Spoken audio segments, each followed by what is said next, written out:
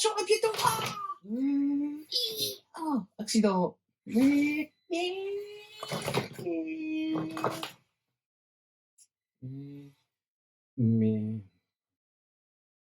ça s'appelle pas le crawler, mais il manque quelque chose. Un peu de puissance. Il me faut un fusion.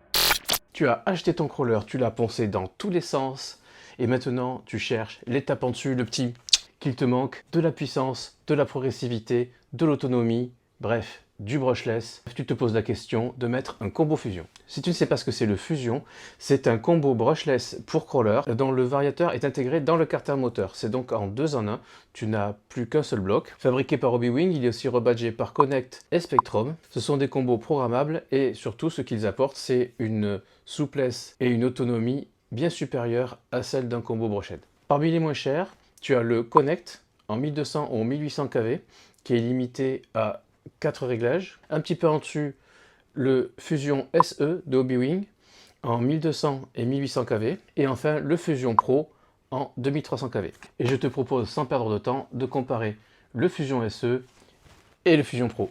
Ces deux combos, je les ai achetés sur AliExpress.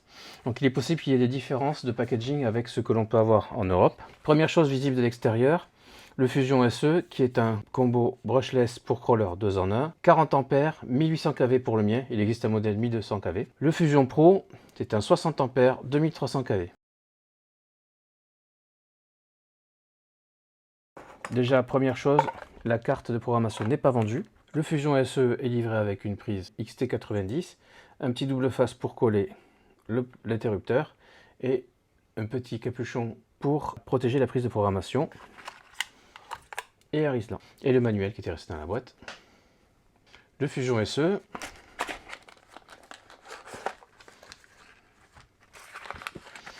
Même chose, XT90, le bouton on-off avec le capuchon plastique, 2 rallonges, 2 Rislan, le double face, des stickers, le manuel et que j'ai déjà posé sur ma carte, le sticker à coller sur ta carte de programmation pour avoir le tableau du Fusion Pro.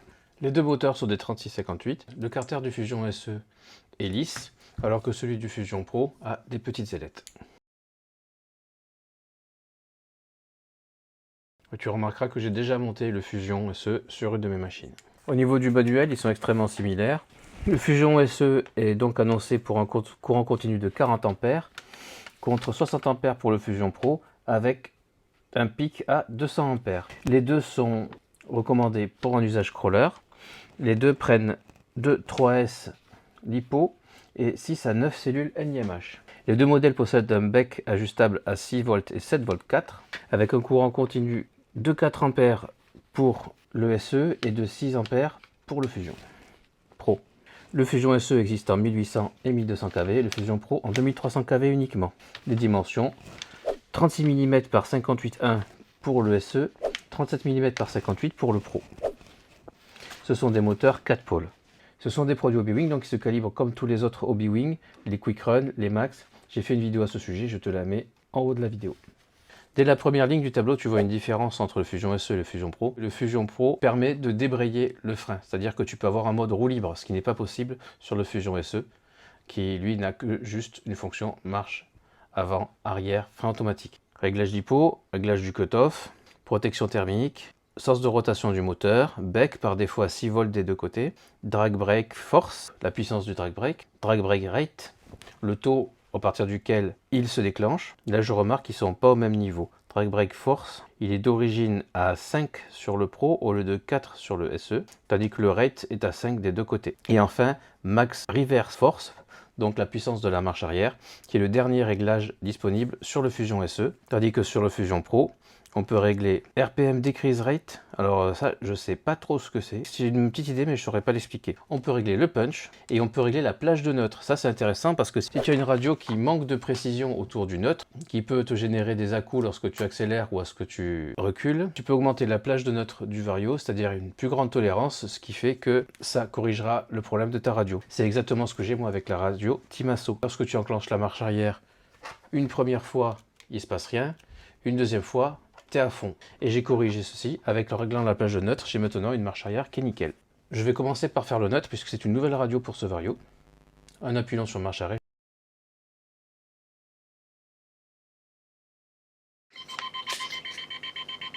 Tu appuies une fois, gaz en grand, deuxième fois, frein, troisième fois, neutre.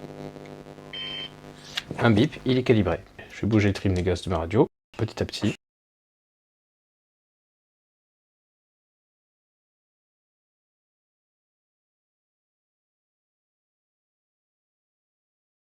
Voilà, vitesse minimum.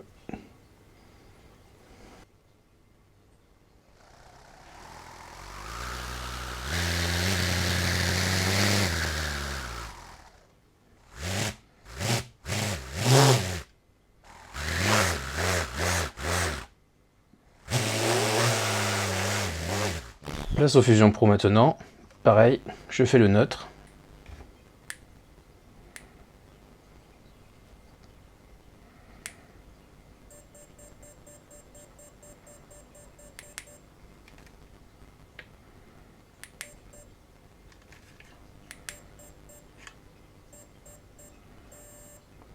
Voilà, le son émis est différent. Je sens une énorme différence de souplesse. C'est beaucoup plus doux, beaucoup plus smooth. Tu vois? Regarde le minimum de vitesse auquel il arrive à tourner.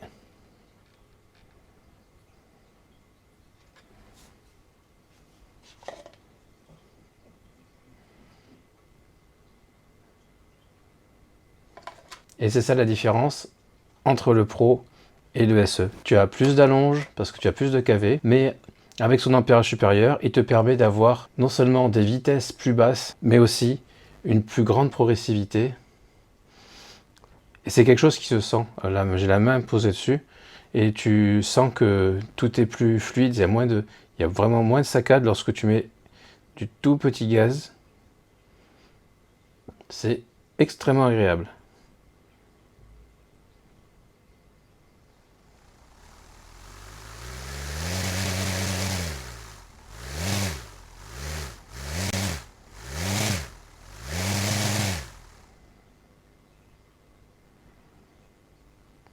Il est infiniment plus progressif et plus lent aussi, mais il est plus cher. La différence est juste bluffante.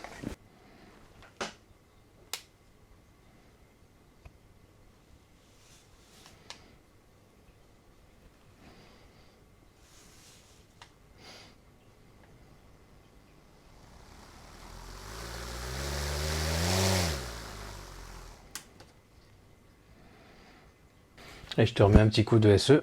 Et lorsque, comme moi, tu as la main sur le carter, tu sens en fait des petits à-coups qui sont plus marqués qu'avec le Pro.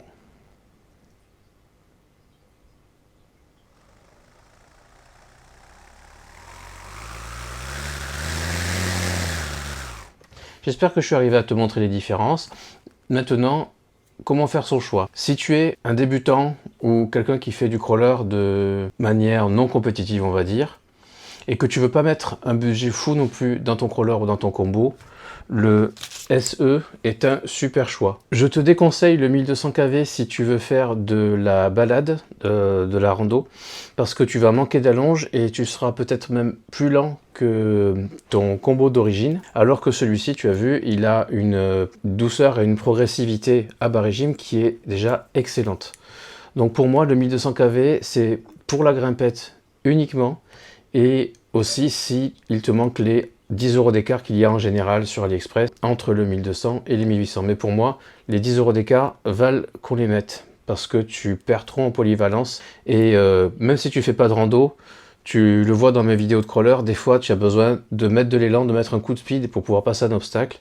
Avec le 1200, tu ne pourras pas faire ça. Après, si tu as les moyens, une pratique du crawler qui te donne envie d'aller plus loin, ou un besoin aussi d'être extrêmement précis, extrêmement lent et avoir un contrôle maximum sur ta machine, le Fusion Pro 2300 kV s'impose. C'est la première fois que je l'ai entre les mains. Moi je suis habitué au Fusion 1800 kV, le Connect et le SE ici. Et là, dès que je l'ai tenu en main, que j'ai commencé à jouer avec, j'ai senti directement quelque chose. Et on le sent rien qu'en faisant bouger l'axe à la main, c'est beaucoup plus smooth. tu n'as quasiment pas de cran en fait, alors que là, tu les sens bien. Et c'est ce que je ressentais moi, lorsque je l'avais entre les mains et que je faisais évoluer à petite vitesse. Tu vois qu'il a une vitesse minimum beaucoup plus lente que le 1800 kV, une vitesse maximum bien supérieure, je n'ai pas pu te le montrer là, mais c'est le nombre de kV qui va te l'indiquer. Et surtout, à la radio, au gaz, une douceur et une progressivité qui n'a rien à voir avec le Fusion SE, qui pourtant est déjà bien. Par rapport à un moteur charbon, c'est déjà le jour et la nuit. Et là, c'est crème de la crème, vraiment top. Bah, du coup, j'ai hâte de le monter, moi, dans une machine, parce que je veux l'expérimenter sur le terrain. Je pensais pas qu'on pouvait faire plus que le Fusion SE, et visiblement, c'est possible. C'est impressionnant, vraiment impressionnant. Donc, pour résumer, le Fusion SE, petit budget. Tu veux avoir mieux que le charbon, mais pas mettre une somme folle, et t'as pas des besoins de fou. Il est nickel. Moi, je te déconseillerais la version 1200 kV, sauf si tu veux vraiment faire que du lent, du très très lent, du franchissement à 2 à l'heure, et rien d'autre. Si tu as la recherche de contrôle de progressivité, que tu as le budget, parce qu'il est 20-30 euros, même voire plus que 30 euros plus cher, mais ouais, le feeling de conduite est vachement en dessus. C'est vraiment net. Donc si tu peux te le permettre, fonce. Sinon, si tu es soit débutant, soit que tu n'as pas le feeling, que tu recherches juste un gros plus, parce qu'il y a un gros plus quand même par rapport à ton combo charbon, fonce. Dans les deux cas, tu ne seras pas déçu. Voilà, j'espère que cette vidéo un petit peu différente que d'habitude t'aura plu. N'oublie pas à me mettre un petit pouce pour m'encourager, un commentaire pour me donner ton avis, et bien sûr à t'abonner à la chaîne. J'ai récemment passé les 1000 abonnés. Je vous remercie d'être aussi nombreux à me suivre, ça fait super plaisir et ça me motive à faire de nouvelles vidéos un peu plus sérieuses, un peu plus marrantes aussi. Et toujours des retours terrain parce que c'est bien beau de présenter du matos dans un atelier, mais il faut aussi montrer ce qu'il vaut sur le terrain. Allez, sur ce, je vous dis à la prochaine. Ciao!